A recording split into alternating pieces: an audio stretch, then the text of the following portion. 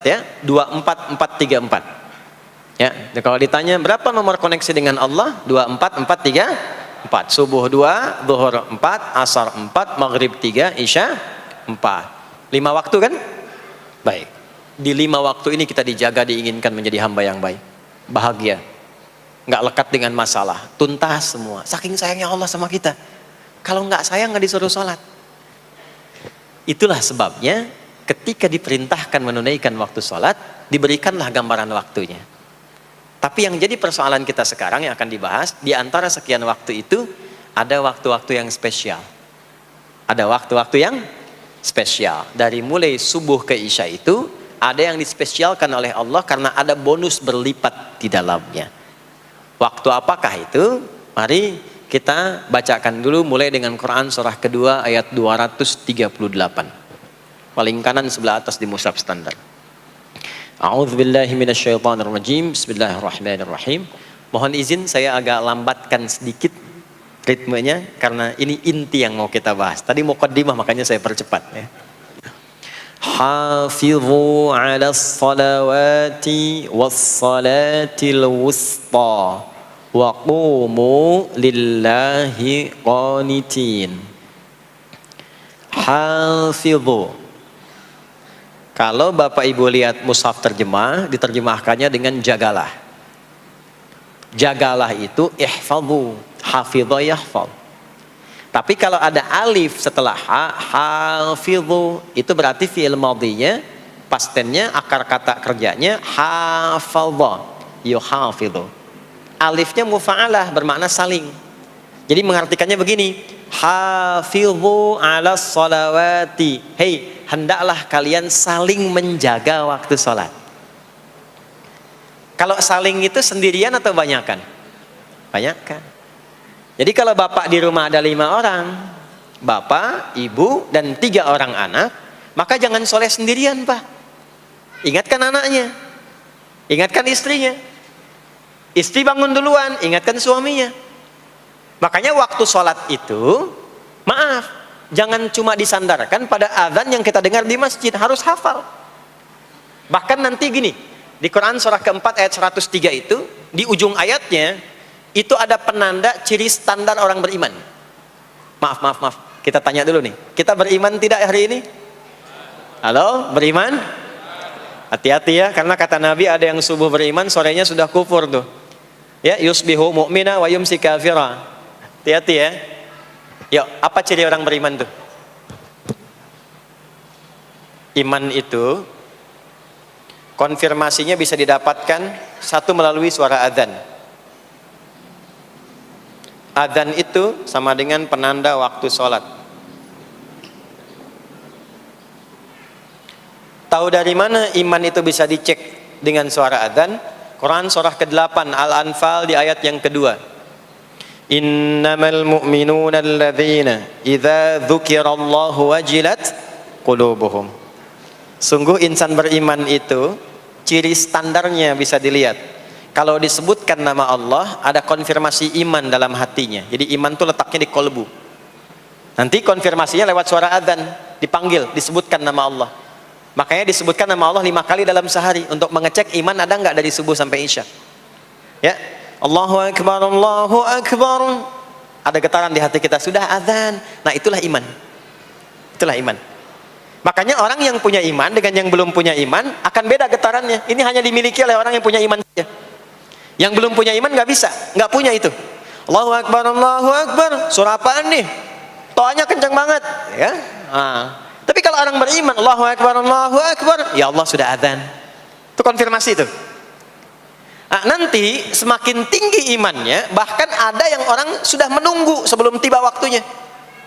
Tadi subuh jam 4:13 di sini. Ada yang nunggu dari jam 3. Padahal belum dipanggil. Ya. Masya Allah. Di Bekasi 4:09. Allahu Akbar, Allahu Akbar. Azan. Ingat dia. Nah, itu ciri beriman. Cuman imannya standar. Jadi bukan iman yang kuat. Standar. Kuat belum, lemah tidak. Allahu Akbar, Allahu Akbar. jam 4 lewat 9, jam 3 sudah bangun. Nunggu itu iman yang kuat. Masya Allah. Ada yang baru subuh dan nunggu isya. Tunggu. Kuat. Ada yang sudah qomat, sudah la ilaha illallah, belum kepanggil, dipanggil 4 lewat 9, dia baru bangun jam 9 lewat 4. Tuh. Nah, ini iman lemah di bawah. Ciri standar, karena dipanggil ingat, maka ciri standar orang beriman itu tahu waktu sholat. Harus tahu Pak, Bu. Itu standarnya. Itu ada di Quran surah keempat, di akhir ayat 103. Inna salata kanat 'alal mu'minina kitaban mawquta. Kalau pakai terjemah balaghah itu bunyinya begini, sungguh orang beriman itu pasti tahu waktu sholat. Nah, jadi kalau ditanya jam berapa zuhur nanti belum bisa kita jawab dengan sempurna, itu artinya apa? Imannya belum naik itu ke level standar, belum menguat. Ya, ini poinnya. Nah, nanti kapan waktu sholat itu tiba? Kalau ada yang belum ingat, jangan dibiarkan tidak ingat. Makanya kata Al-Quran, saling menjaga ya waktu sholat itu. Jangan sampai di keluargamu, ada temanmu, kolegamu, bahkan tetanggamu itu nggak tahu waktu sholat. Bahkan nggak sholat, itu bahaya. Kalau memang sayang sama anak, ingatkan. Sayang istri dengan suami, ingatkan. Tanda istri beriman yang cinta dengan suaminya, tanda pertamanya ketika mengingatkan suaminya pada semua hal yang disukai oleh Allah. Begitu sebaliknya. Maka kata Al-Quran, hafidhu, saling menjaga waktu sholat. Disebutkan di situ alas sholawat, bentuknya begini. Tulisannya alif, lam, waw, alif, tak maftuha begini. Alas, begini tulisannya. Karena nanti ada yang begini, as-salat, ada yang begini. Biar saja, enggak usah. Ada yang begini, tak marbutah.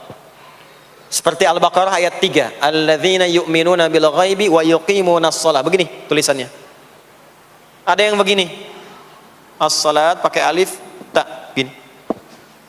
Tapi di Al-Baqarah ayat 238 tulisannya begini. Alas salawati, taknya terbuka.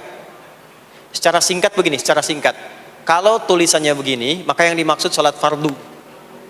Yang dimaksud salat apa? Salat fardu. Salat fardu itu ada berapa? 5 waktu. Maka kata Allah, hei, saling jaga ya. Waktu salat yang fardu itu yang 5 waktu. Di antara yang 5 itu ada yang spesial. Was-salatil wusta, waktu yang pertengahan. Tengah-tengah di antara 5 waktu itu. Yuk kita tuliskan dulu sebentar. Salat ada salat apa saja? Subuh, kemudian zuhur, kemudian asar, kemudian nggak cukup, ambil ke sini, maghrib, kemudian isya. Subuh, zuhur, asar, pindah sini, maghrib, isya. Lihat rumusnya. Jadi yang sholat pertengahan yang mana? Jangan lihat tulisannya itu, ya, karena subuh di tengah-tengah disebutnya subuh ya. Sholat pertengahan yang mana? Asar apa subuh? Subuh apa asar? Apa dalilnya? Kita pakai dalil. Nah, sholat pertengahan itu disebutkan oleh Nabi itu ada 2. Ada subuh dan asar. Qala Rasulullah sallallahu alaihi wasallam yata'aqabuna fiikum malaikatul laili wa malaikatul nahari fi salatil asri wa fi salatil fajri. Berebut semua malaikat yang bertugas di siang dan malam, berebut membersamai kita. Kalau berebut itu artinya kalau ada yang berdoa diaminkan, kalau ada yang mohon ampun diistighfarkan oleh malaikat. Jadi malaikatnya minta kepada Allah, ya Allah ampuni si fulan, ya Allah ampuni si fulan, ya Allah si fulan, dan seterusnya sampai selesai. Itu khusus di salat asar dan salat subuh. Sampai kemudian thumma yas'aduna ila sama'. Kemudian mereka, para malaikat itu kembali bertugas masing-masing, lalu Allah mengonfirmasi kepada mereka untuk menunjukkan kebenaran tugas malaikat yang tidak bermaksiat. Allah Maha tahu tentang hambanya. Maha tahu. Tapi Allah ingin menunjukkan kepada kita apa yang benar dari lisan malaikat itu, yang enggak pernah berdusta. Ya, maka Allah bertanya kepada malaikat, bagaimana keadaan hambaku ketika engkau tinggalkan? Maka disampaikan oleh malaikat itu, ya Allah, aku meninggalkan hambamu si fulan, dia sedang menunaikan ibadah, dia sedang sholat kepadamu, dan khusyuk berdoa, dan seterusnya. Maka apa jawabannya? Saksikanlah, ketika malaikat menyampaikan sedang ibadah, maka turun bonus dari Allah untuk mengampuni dosa si hamba itu. Itulah manfaatnya waktu pertengahan. Waktunya disebutkan di hadis ini asar dan subuh. Antara asar dan subuh itu masih ada yang unggul, ada yang istimewa lagi. Apa yang istimewa? Antara asar dan subuh yang istimewa terletak di subuhnya. Jadi dari 5 waktu ini, yang pertengahan asar dan subuh, karena amal di bawah ditunjukkan untuk mendapatkan penilaian langsung dari Allah seketika dan memberikan jawaban dari apa yang kita inginkan, asar dan subuh. Tapi dibandingkan asar dengan subuh, bila keduanya dibandingkan, dua-duanya mulia. Maka subuh punya kemuliaan yang tidak dimiliki oleh asar. Ya, makanya nanti asar bisa bertemu dengan zuhur, masih ada jama, masih ada qasar. Maghrib ketemu isya, masih ada jama, ada qasar. Ya, tapi subuh nggak bisa dijama, nggak bisa dikosor. Ya. Makanya subuh letaknya jauh, ke isya jauh, ke zuhur jauh.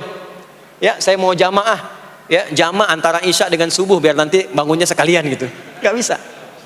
Ya, maghrib masih bisa dijama dengan isya, isya dikosor dari 4 jadi 2. Maghrib nggak bisa dikosor karena 3 nggak mungkin jadi 1,5. Ya, zuhur udah 2, masa mau dikurangin lagi?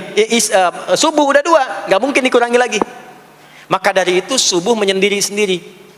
Nah, ada apa kemuliaan di subuh itu? Maka turunlah Quran surah ke-17 ayat 78 yang tadi saya bacakan di awal. Aqimis salata liduluki syamsi ila ghasaqil lail. Sampai sini zuhur sampai isya. Duluki syamsi tergelincir matahari itu zuhur. Sampai ghasaqil lail tiba malam itu isya. Lalu ditutup ujungnya wa qur'anal fajr. Khusus untuk subuh itu ditambahkan selain sholat ada bahasa Quran di Quran sendiri. Khusus untuk subuh redaksinya ditambahkan dengan Quran. Apa itu Quran? Halo, apa itu Quran? Kalau tidak tahu cepat katakan wallahu a'lam. Apa itu Quran? Wallahu a'lam. Ada Quran, ada Al-Quran. Ada Quran, ada Al-Quran. Kalau yang disebut Al-Quran itu mutlak firman Allah. Dari mulai Al-Fatihah sampai An-Nas. Ini yang terdapat di dalam mushaf ini, di 2 jilid ini. Ya, itu Al-Quran. Kalau disebutkan Quran tanpa alif lam, maka yang dimaksudkan bacaan secara umum. Apakah itu Al-Quran, doa, istighfar, semua bacaan itu Quran. Kemuliaan sholat subuh itu dimulai sejak waktu fajar, matahari mulai keluar sinarnya untuk membelah gelapnya malam, itu sinarnya disebut dengan fajar. Nanti subuhnya saya terangkan di akhir. Sinarnya membelah kegelapan malam, fajar shadiq.